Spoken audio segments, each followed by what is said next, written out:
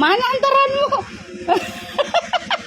Kamu Viral, momen kocak kurir kebingungan lupa bawa paket, penerima ngakak.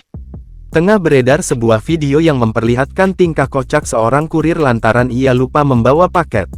Diketahui, video tersebut viral usai diunggah dalam akun TikTok @j.ita57, Minggu, tanggal 3 Desember tahun 2023.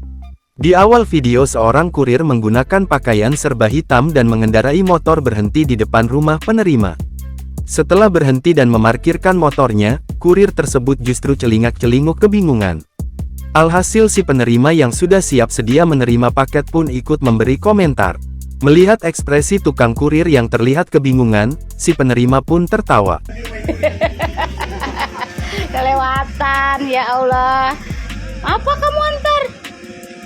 Mana antaranmu? Kamu antar apa? Menyadari keteledorannya, si kurir juga ikut tertawa. Tanpa merespon apa-apa, kurir tersebut langsung tancap gas mengambil paketan yang tertinggal. Video ini sontak membuat netizen ramai berkomentar. Sampai saat ini video tersebut sudah ditonton sebanyak 14,1 juta kali.